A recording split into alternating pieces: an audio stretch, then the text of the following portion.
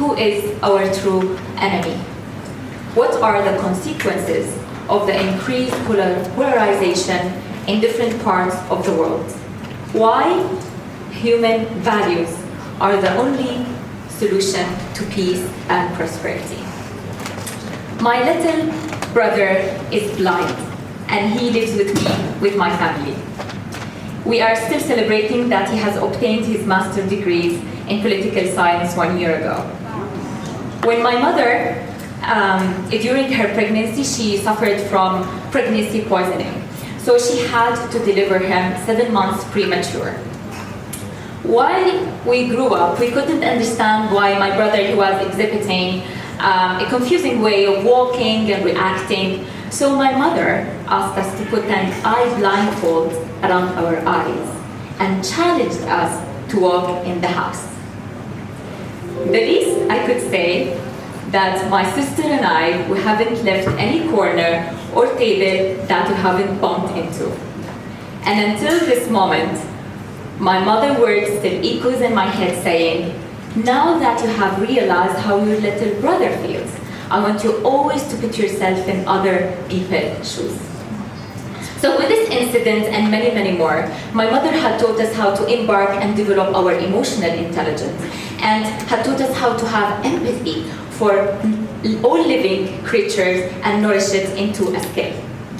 I started working when I was 18 years old while studying at university, plus taking care of my mother. She was diagnosed by severe multiple sclerosis, which left her paralyzed for 4 years, ending with her death 12 years ago. So during her sickness, she was mentally aware, but we wanted to find a way to communicate with her. So we formed our own dictionary. We brought a big plate, carbon paper, we put letters, and through the eye movement, we were talking to her. So we put themes, sentences, words, funny, weird requests she used to ask. And I remember once, we were feeling so tired and so devastated and sad. And while my aunt Adila, she was visiting, and she said the thing that transformed my life forever.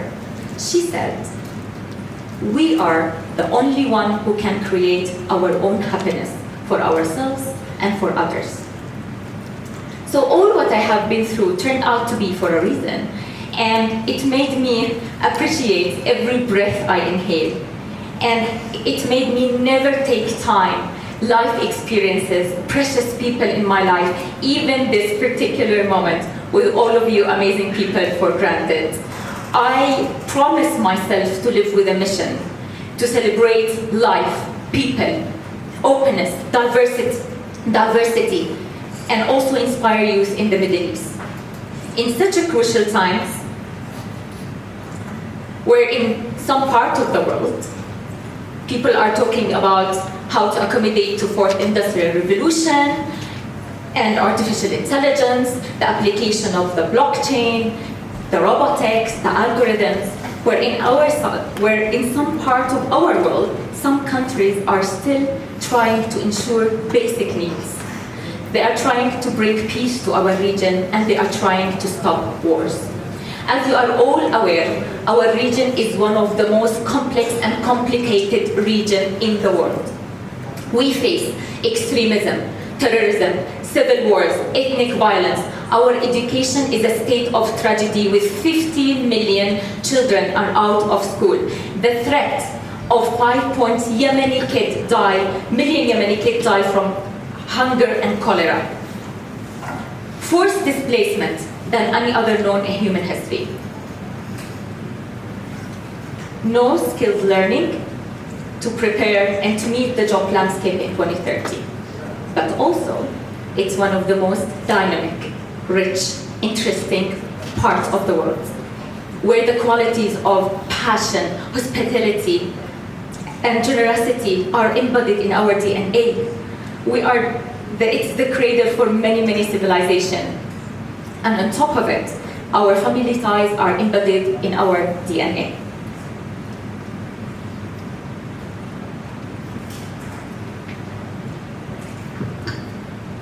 After I have given you only a glimpse of the challenges we will continue to face if we didn't work out from now and join each other to amplify our one voice and sharing our human values and vulnerability against our one and only enemy.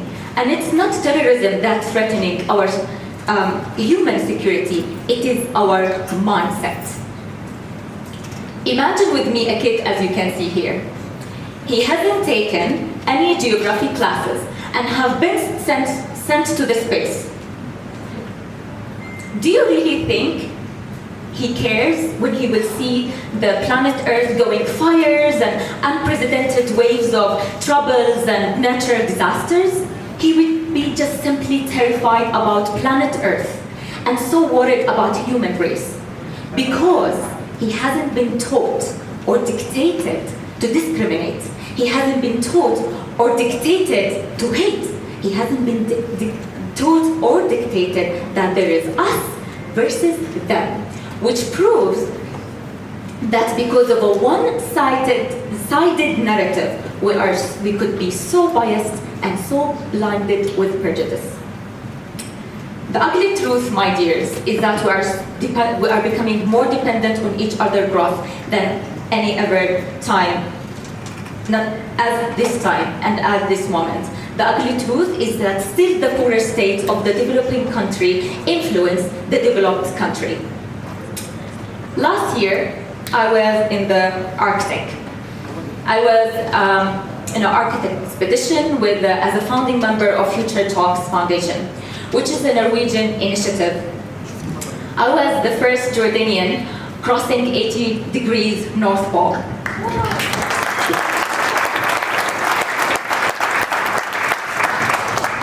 I just realized in 4 days of no Wi-Fi, no coverage, that peace, harmony, and prosperity are possible when all like-minded doers share the same vision of saving humanity with no ego, no outsiders, no distraction, and no enemies to humanity. We were one amplified voice against anything and everything that threatening our existence.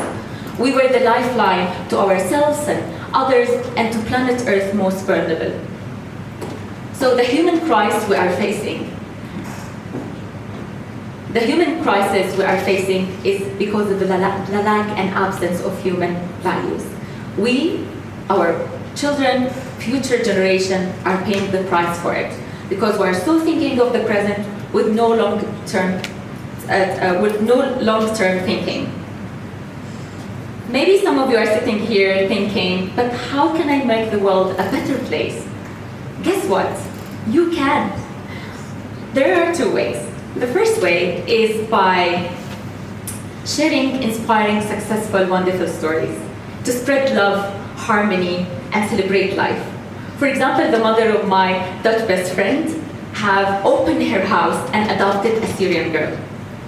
We need to know more of such an inspiring story to prove that people have hearts. So please share and spread yours. And second way is by volunteering. My husband and I launched Women Bee Buzzers, which is a project to work with impoverished women in rural areas to introduce them to beekeeping. And it was an amazing experience to work with such ladies. I choose to believe that me, Malak, can make a difference. And I know that each one of you will make a difference.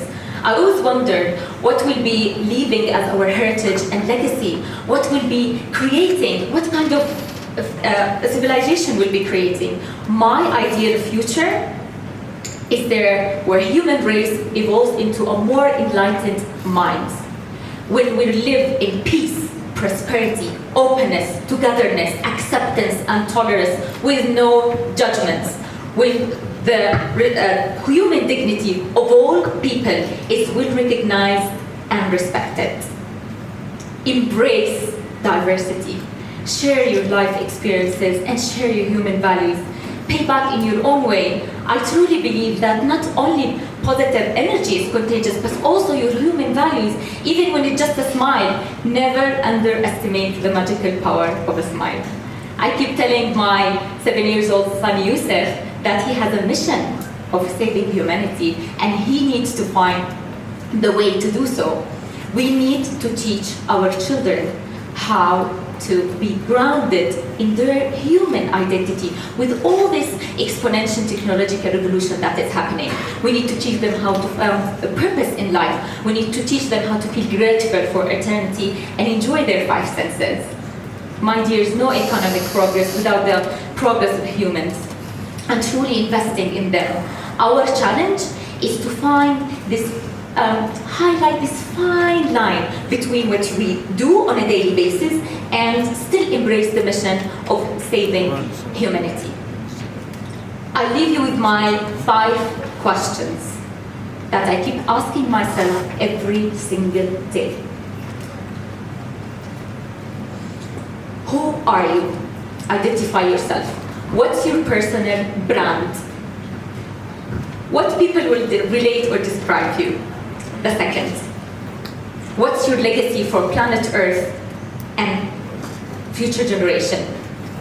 What's your purpose in life, and does it make the world a better place? And the fourth question, name one simple thing you do that lead and have an impact and could lead to environmental protection and social development.